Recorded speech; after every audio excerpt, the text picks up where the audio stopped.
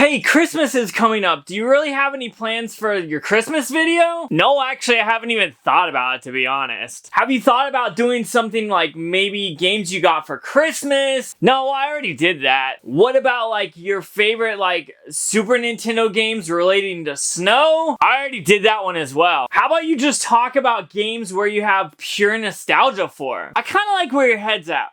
I think I'll go with that. I can't wait to see this video. Let's go ahead and talk about 7 games that I am purely nostalgic for. I love these games, but sometimes they're not the best, but I still love them either way. But don't get that confused. Some of these games on this list are some of my favorite games of all time. To start this video off, I wanted to start by talking about my first video game that was actually mine, not one that my family had before. This was the first gift that actually was given to me. And that game is Super Mario Land on the Game Boy, and I also got a Game Boy Pocket at the very same time. And I would not put this game down. After I beat it, I played it over and over again. I just always had so much fun playing Super Mario Land. To go way back, I actually would take this in my pocket anywhere I went, and I would play. And if I was out somewhere with my parents and it got dark, you know I was in the back seat, staring down at my Game Boy, holding it to the window with the street lights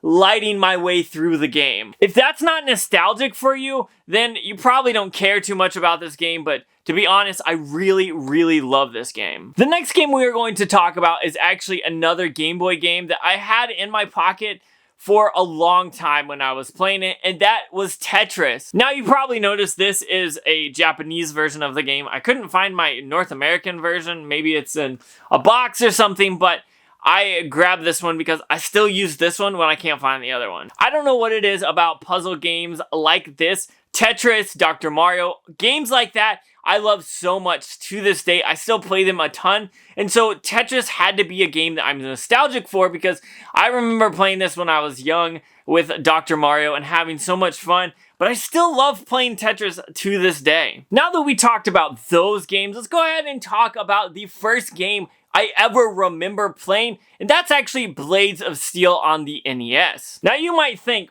Blades of Steel, why wasn't it like Mario or something like this? Well, I am a huge fan of hockey, and so anytime I could play it on a video game, you knew I was going to do it. So over time, I got super good at Blades of Steel, and obviously today, I still love playing this game. No matter if I'm playing it for 5 minutes, or if I want to play through a tournament or something like that, this game is a ton of fun. Now, I know a lot of people like ice hockey on the NES, but I prefer Blades of Steel, and I think there's a few things in this game that make it well worth it. The fighting is a ton of fun. The music just gets ingrained in your head and will get stuck there for days after you've played this game. So I really highly suggest you pick this up if you've never played Blades of Steel. Moving on to the Nintendo 64 games, I want to talk about. The first game is a sports game that I had basically whenever I got the system, and I played so much of this, and that is actually Kobe Bryant in NBA Courtside. Now, I know there were 2 versions of this,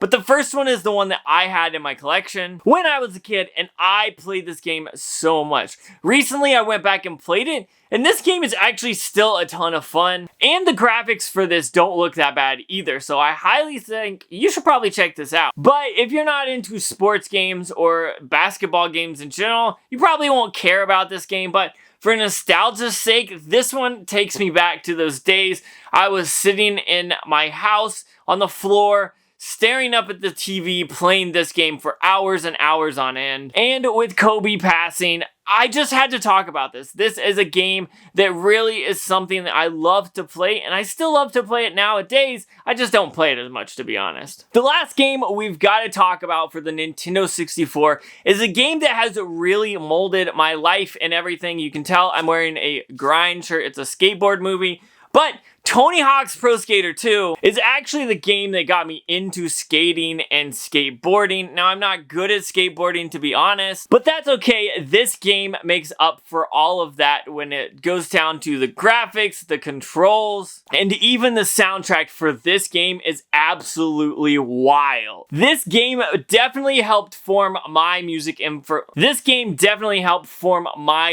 influences when I was younger. There's a ton of hip-hop, rap, and even punk music. I'm into punk way hardcore. And I feel like this game probably owes a lot of credit to this because of how much I played this. And I could probably play all of the maps to this day on this game and remember everything about it. I think even the last time I played, I even remembered one of the cheat codes, which is absolutely crazy to me. But Tony Hawk's Pro Skater is a game that I have absolutely loved, and Tony Hawk's Pro Skater 2 was probably my favorite from back in the day. So that's why I had to talk about this for this list. We talked about the NES, some Game Boy games, even Nintendo 64 games. But this time we talk about a PlayStation 2 game, and that is a Star Wars Battlefront. First off, it's a Star Wars game, so obviously it's going to be totally amazing. But the amount of time I've played into this game is, oh my goodness, it's just so much. Like, I remember going back and playing this on the Xbox original, on the PlayStation 2, even on the PC back in the day. And when I say on the PC,